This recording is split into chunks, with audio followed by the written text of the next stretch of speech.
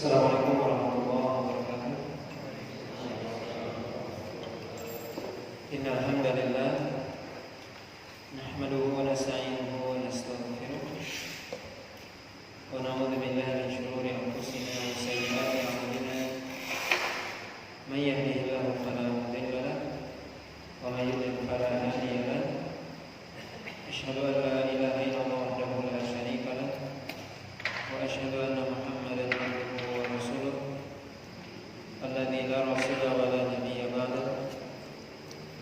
Ya ayyuhalladzina amanu taqullaha haqqa tuqatih wa la tamutunna illa wa antum muslimun. Amma ba'd. Kepada ibu kaum muslimin dan kaum muslimat yang dimuliakan Allah Subhanahu wa taala, alhamdulillah puji dan syukur senantiasa kita sampaikan kepada Allah Subhanahu wa taala.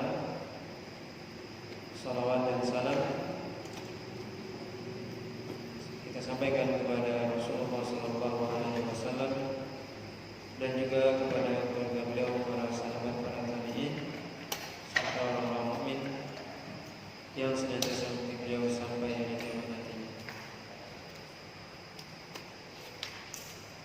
Pada malam hari ini kita lanjutkan pembahasan dari tafsir surah An-Nisa ayat yang ke-103. Allah SWT berfirman, A'udzu billahi minasyaitonir rajim. Fa idza qadaytumus salata fadhkurullaha qiyaman wa qu'udan wa 'ala junubikum. Fa idza tma'nantum fa aqimus salata. Innas salata kanat 'alal mu'minina kitaban mawquta. Yaitu apabila Anda telah selesai mengerjakan salat, maka berzikirlah kepada Allah, ingatlah Allah SWT, baik dalam keadaan berdiri atau dalam keadaan duduk atau dalam keadaan berbaring. Dan jika kalian sudah merasa aman dan tenang, maka dirikanlah salat. Sungguhnya salat itu adalah kewajiban yang diwajibkan oleh Allah SWT kepada orang mukmin yang sudah ditentukan waktunya. Bapak dan Ibu kaum muslimin dan kaum muslimat yang dirahmati oleh Allah SWT, pada ayat sebelumnya, yaitu ayat yang ke-101, Allah SWT menjelaskan tentang qasar, yaitu memendekkan salat, yang disyariatkannya qasar dalam perjalanan, yaitu memendekkan bilangan salat dari 4 menjadi 2 rakaat ketika salat dalam perjalanan. Ayat 102 Allah SWT menjelaskan tentang salat khauf, yaitu salat ketika salat dalam keadaan takut atau dalam keadaan berperang, dalam keadaan menghadapi musuh. Maka Allah SWT menjelaskan tata cara salat ketika khauf, ketika dalam keadaan perang, di mana ketika dalam keadaan perang ini, sebagaimana yang sudah disebutkan, bisa jadi qasrul adad, yaitu dipendekkan bilangannya dari 4 menjadi 2, dan juga bisa sekaligus qasrul sifat, yaitu sifat salat dalam artian salat dilakukan, yang penting rukunnya terlaksana. Mungkin ada sunnah-sunnahnya yang ditinggalkan. Ketika sholat dalam keadaan berperang misalnya, sudah kita sebutkan, kalau misalnya musuh di hadapan atau di jihadil kiblat, maka ada tata caranya, di mana pasukan dibagi menjadi 2. Kemudian bisa juga kalau seandainya musuh di belakang, maka sebagian pasukan menghadap atau membelakangi kiblat. Atau seorang ketika sholat dalam keadaan berperang, ketika tidak mampu berjamaah, sholat sendiri-sendiri dalam keadaan berjalan, sambil berjalan, maka dia memberikan isyarat ketika sholatnya. Atau disebutkan oleh para ulama sholat indal musayafah, yaitu sholat ketika sedang membunuh pedang. Maka seorang tetap sholat ketika sudah masuk waktunya, ketika tidak mampu berjamaah, ketika perang sedang berkecamuk masuk waktu imam, maka sholat dengan memberikan isyarat. Maka ketika seorang dalam keadaan khauf, keadaan takut ataupun dalam keadaan perang, maka tidak sempurna, dalam arti tidak sempurna pelaksanaan sholat sebagaimana ketika dalam keadaan aman. Karena mungkin sifat atau tata caranya dipendekkan, atau yang wajib saja atau rukun saja, atau isyarat. Maka Allah SWT dalam ayat yang ke-103 ini Allah katakan, فَإِذَا قَضَيْتُمُ الصَّلَاةَ فَاذْكُرُوا. Ketika anda sudah selesai dari sholat tersebut, yaitu maksudnya sholat ini secara khusus di para ulama ahli tafsir mengatakan, setelah selesai melaksanakan sholat khauf yang dalam keadaan tadi tidak sempurna sebagaimana dilakukan ketika sholat dalam keadaan aman, ketika dalam keadaan berperang tidak sempurna, maka kata Allah, "Fa'idza qadaytum shalah." Ketika anda sudah selesai melakukan itu, fadhkurullah, maka berzikirlah kepada Allah SWT. Ini ada dua makna. Tentunya makna secara umum, selesai sholat dalam keadaan umum, maksudnya yaitu baik dalam keadaan aman ataupun dalam keadaan berperang. Ataupun makna khusus yang dimaksud dalam ayat ini tentunya yaitu ketika seorang dalam keadaan selesai berperang, maka Allah SWT menyuruh untuk berzikir. Maka berzikir kepada Allah SWT selesai sholat itu ya faedahnya umum sebenarnya, tidak hanya selesai sholat khauf, tapi juga selesai sholat seperti kita biasa, sholat dalam keadaan aman, tetap kita berzikir kepada Allah SWT. Maka perintah berzikir kepada Allah SWT adalah perintah yang umum, ya, disebutkan oleh ulama, ya, tidak hanya dalam keadaan sholat khauf, tetapi tentunya lebih ditekankan lagi ketika dalam keadaan sholat khauf, karena zikir ini tujuannya adalah untuk menyempurnakan mungkin kekurangan yang dilakukan ketika sholat, mungkin kurang khusyuk, mungkin bacaannya yang wajib saja dan sebagainya. Maka begitu juga ketika kita sholat dalam keadaan aman, kita dianjurkan, disyariatkan ketika selesai sholat salam ke kanan dan ke kiri, kita dianjurkan untuk berzikir. Tujuannya apa? Ya, untuk mungkin istidrak, artinya untuk mungkin melihat kembali sholat yang kita lakukan barusan, mungkin kurang khusyuknya, kurang sempurna rukunnya, wajibnya kurang sempurna, atau bacaannya kurang sempurna, maka ditutupi atau disempurnakan dengan berzikir kepada Allah. Ini maksud dari ayat ini. Ini terutama di sini, ya, apalagi seorang ketika sudah selesai dari sholat khauf, yang mana sholat khauf tidak sempurna atau berkurang mungkin khusyuknya, tata caranya dan sebagainya. Maka Allah katakan di sini, "Fa'idza qadaytum shalah fadhkurullah." Berzikirlah kepada Allah SWT qiyaman, dalam keadaan berdiri. Kita berzikir kepada Allah SWT, perintahkan dalam keadaan berdiri. Wa qu'udan, ya, dalam keadaan duduk. Wa 'ala junubikum, ya, dalam keadaan berbaring. Maka berzikir kepada Allah SWT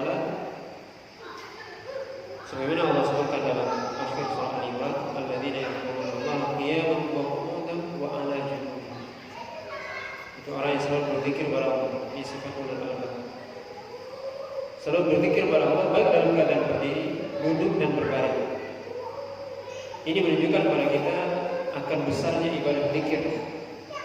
Karena dia bisa mampu menutupi kekurangan ibadah sholat. Yang mana ibadah sholat termasuk ibadah yang besar, ibadah yang penting. Maka dengan berzikir itu bisa melengkapi kekurangan yang kita lakukan ketika sholat. Ini menunjukkan bahwasanya zikir bukan amalan yang kecil, tapi amalan yang sangat besar.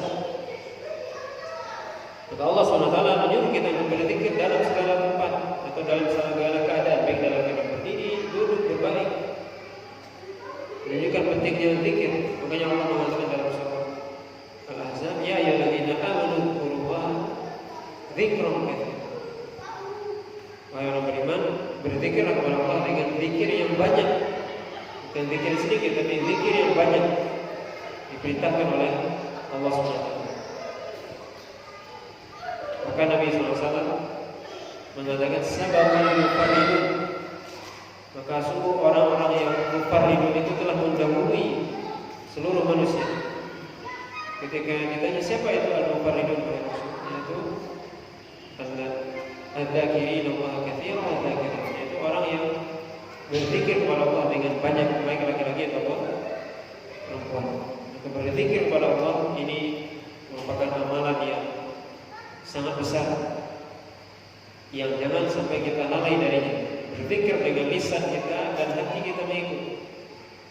Nabi SAW mengatakan kalimatan khafifatan inda lisan, thaqilatan fil mizan, habibatan ila rahman. Dua kalimat yang ringan di lisan kita, berat timbangannya di hari kiamat dan dicintai oleh Allah SWT. Subhanallah wa bihamdihi, subhanallahil azim. Maka ini menunjukkan kepada kita sekali lagi pentingnya ibadah zikir. Dan ibadah zikir merupakan suatu hal yang boleh dikatakan ibadah yang sangat ringan. Tidak butuh apapun, tidak memerlukan keringat, artinya tidak capek, tidak memerlukan uang, biaya dan sebagainya, tidak memerlukan tenaga. Sambil duduk kita bisa berzikir, sambil berjalan kita berzikir, semua dalam semua keadaan. Maka ini sifat orang beriman, banyak berzikir kepada Allah SWT. Dan Nabi SAW pernah ditanya oleh sahabat, bagaimana? Ya Rasulullah, wahai Rasul, sungguhnya amalan dalam Islam itu banyak. Coba tunjukkan kepada aku satu amalan yang aku selalu bisa melakukannya.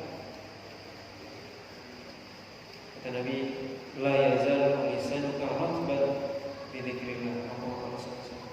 Selalu lisanmu basah dengan berzikir. Maka zikir ya amalan yang sangat besar. Tentunya tidak hanya berzikir dengan lisan, tapi juga hati mengikut sehingga memiliki faedah zikir itu. Ketika seorang berzikir dengan lisan dan hatinya ikut, maka akan timbul efek dari zikir. Apa itu efeknya? Sebagaimana yang Allah sebutkan, ya, ala bi dzikrillahi tatma'innul qulub. Ketahuilah bahwasanya dengan berzikir hati akan menjadi tenang. Kapan zikir bisa membuahkan ketenangan hati? Kalau zikir itu kita lakukan tidak hanya dengan lisan saja, tapi juga ikut hati berzikir. Maka dengan itu, ya, dengan kita pahami, hati ikut, maka dengan itu zikir bisa membuahkan apa itu buahnya? Yaitu ketenangan jiwa. Maka Allah SWT dalam ayat ini menyuruh kita berzikir. Dan tentunya bukan saja berzikir itu setelah salat khauf saja, tapi ini lebih lagi ketika salat khauf dalam keadaan perang. Ketika kita tidak sempurna melakukannya, maka disempurnakan dengan zikir. Artinya apalagi dalam keadaan kita tidak sempurna dalam ibadah sholat, maka dilengkapi dengan zikir, disempurnakan dengan zikir. Bukan berarti setelah yang lain tidak berzikir, tidak. Tapi berzikir kapan saja. Ayat ini sama juga dengan ayat-ayat yang misalnya Allah katakan dalam surah At-Taubah misalnya, fala tadlimu fihinna anfusakum. Ketika Allah SWT mengatakan, inna iddatash syuhuri inda Allahi 12 syahran fi kitabillah yawma khalaqas samawati wal arda minha arba'atun hurum. Dzalika ad-dinul qayyim fala tadlimu fihinna anfusakum.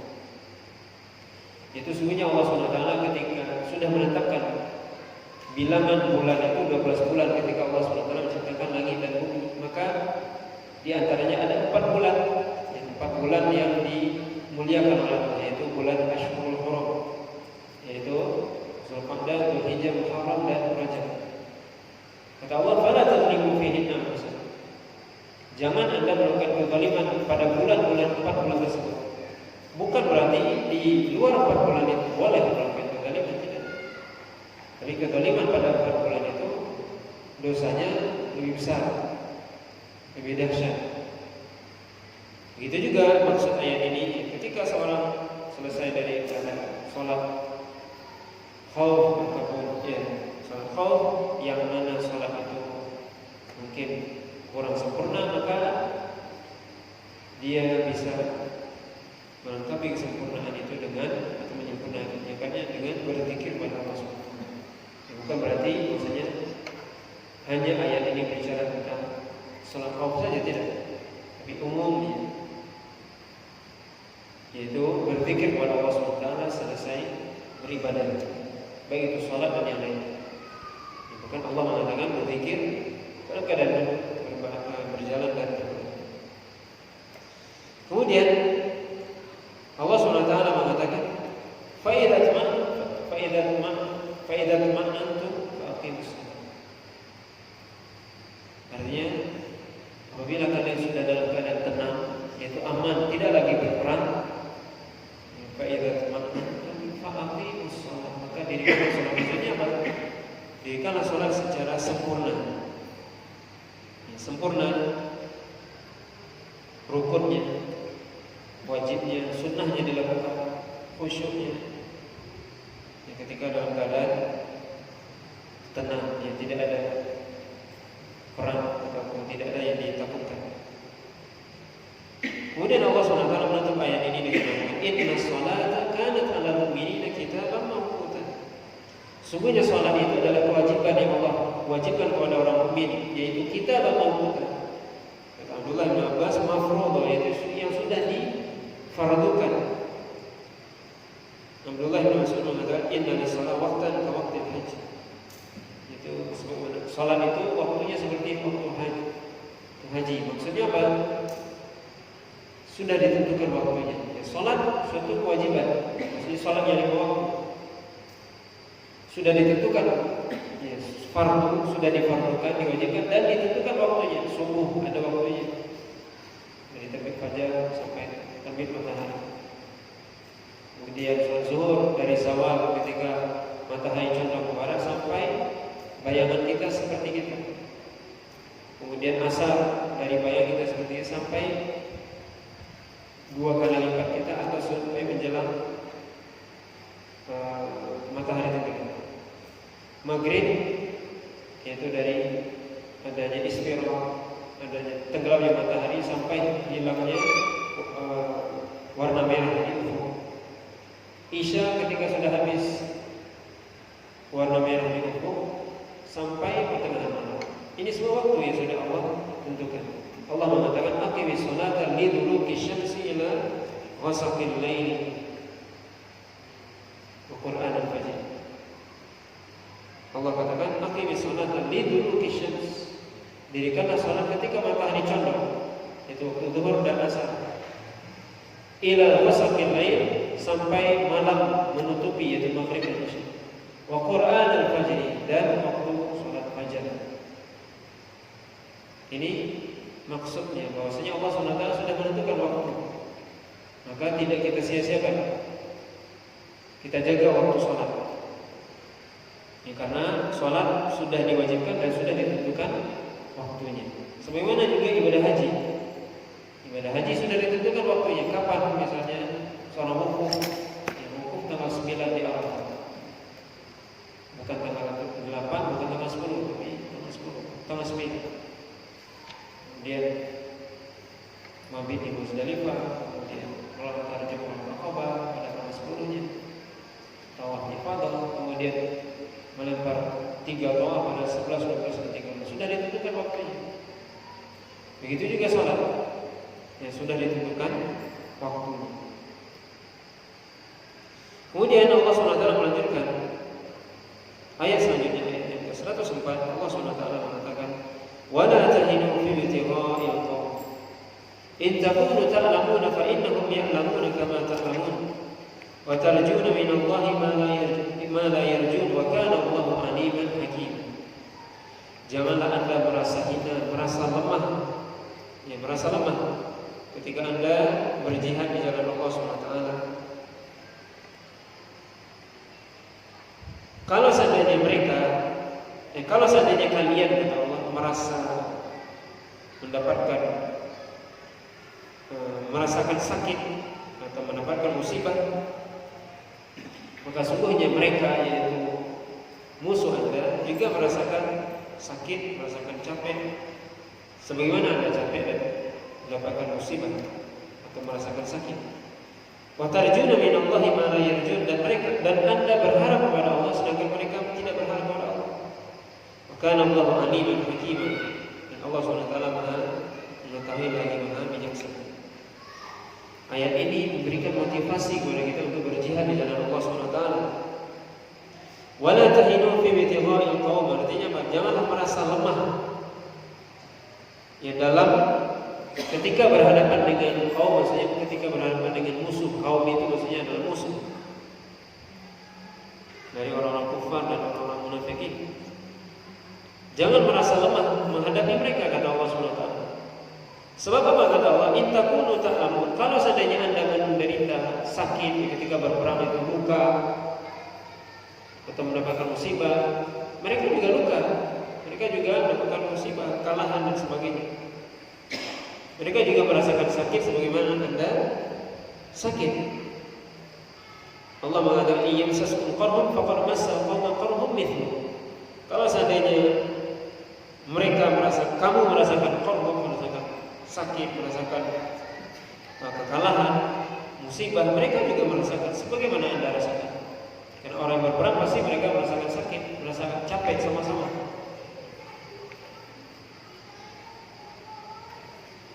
Maka Allah SWT mengatakan, jangan merasa lemah menghadapi orang-orang kafir, menghadapi musuh Anda. Jangan merasa lemah. Kenapa?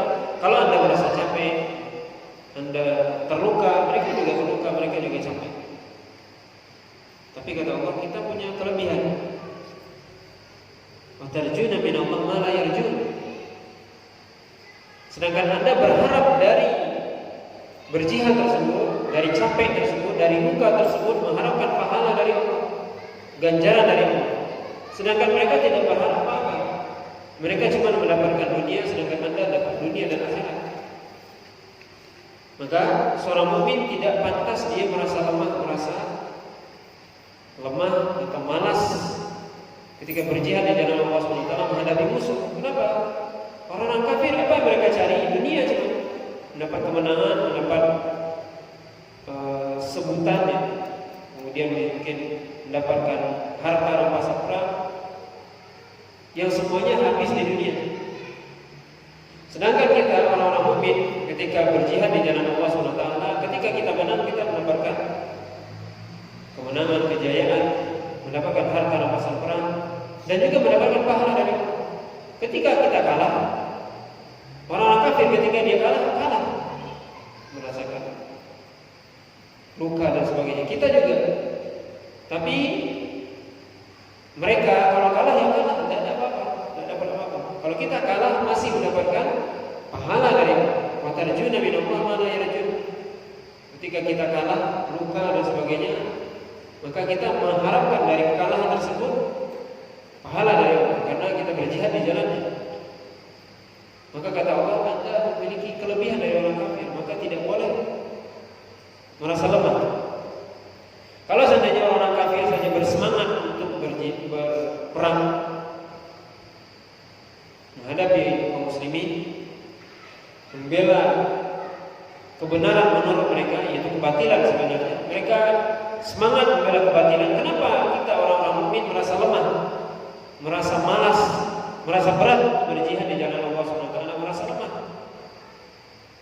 Padahal orang kafir hanya mendapatkan dunia, sedangkan kita dunia dan akhirat. Maka kata Allah, tidak boleh, tidak pantas. Jangan, kata Allah SWT, Anda merasa lemah. Maka orang mukmin harus semangat, harus kuat. Makanya Nabi SAW mengatakan, al-mu'min al-qawiyyu khairun wa ahabbu ila Allah min al-mu'min ad-dha'if. Wa fi kullin khair, kata Nabi SAW. Mukmin yang kuat lebih dicintai, lebih baik, lebih dicintai, yang lebih baik dan lebih dicintai oleh Allah SWT daripada mukmin yang lemah. Tentunya maksudnya kuat apanya? Semuanya. Kuat imannya tentunya itu yang pertama dan yang paling utama, kuat imannya. Termasuk tentunya kuat fisik, karena dia akan berjihad. Kuat ekonominya dan sebagainya. Kuat semuanya tentunya di awal, kuat imannya dan itu yang paling utama. Daripada mukmin yang lemah imannya, dia aja berjihad lemah, ragu, lemah fisiknya, kena angin dikit masuk angin, lemah. Maka kata Nabi, mukmin yang kuat itu lebih dicintai oleh Allah SWT. Kuat, semuanya kuat, kuat iman, kuat fisik. Tidak hanya fisik saja, tapi juga iman. Dan itu yang paling penting. Karena orang kalau ketika kuat imannya, maka fisiknya akan ikut.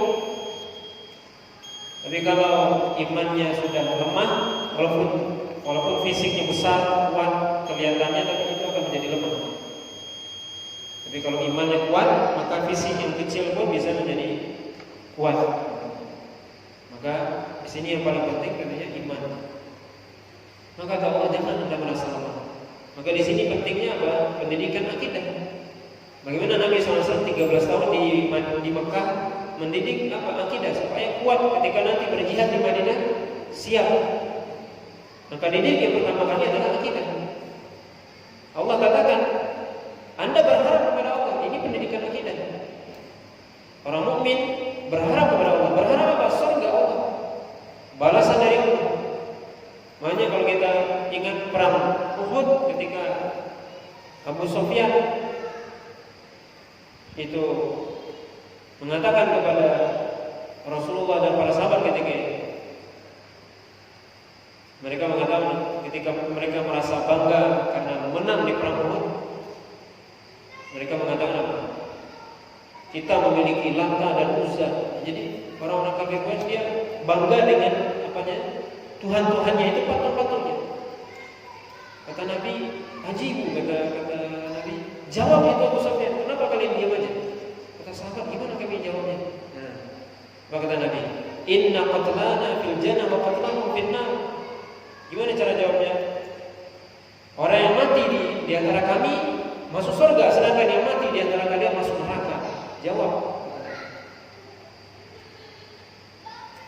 Maka ini orang kafir saja dia bangga.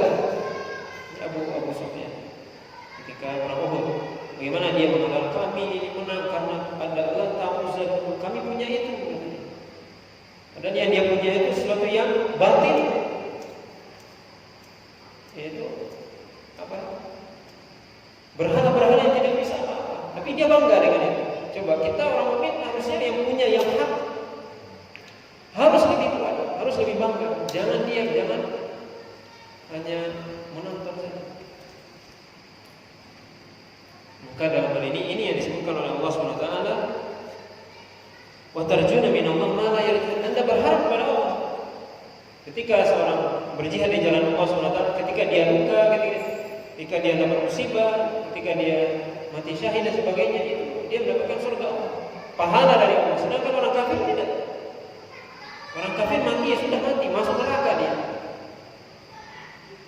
Maka orang mukmin tidak, dia mati sama-sama mati tapi masuk surga satu. Kata Nabi, inna qatlana fil jannah wa qatlakum fil nar. Orang yang mati dari kami masuk surga, kami di neraka. Nah, kenapa? Ini menunjukkan bahwasanya ini penting. Ini keyakinan yang bagaimana seorang mukmin harus kuat, tidak merasa lemah dalam berjihad di jalan Allah SWT. Kenapa? Karena membela kebenaran, karena membela yang hak. Ada Allah yang akan memberikan balasan, sedangkan orang kafir tidak. Tapi mereka kok bisa kuat. Nah, ini yang dimaksudkan oleh Allah SWT. Wa tarjuna minallah ma la yarjun. Anda berharap kepada Allah, mereka tidak berharap. Lalu kenapa menjadi lemah? Justru harusnya kita yang lebih kuat, lebih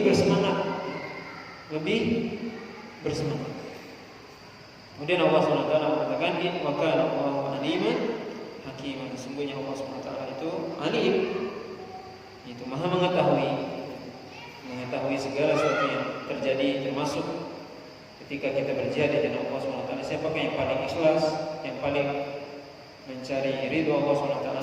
Allah SWT hakim. Allah SWT hukumnya hakim, artinya Allah SWT memberikan balasan ya, sesuai dengan niat seorang dan sesuai dengan amalan seorang. Dan Allah SWT tidak akan menzalimi.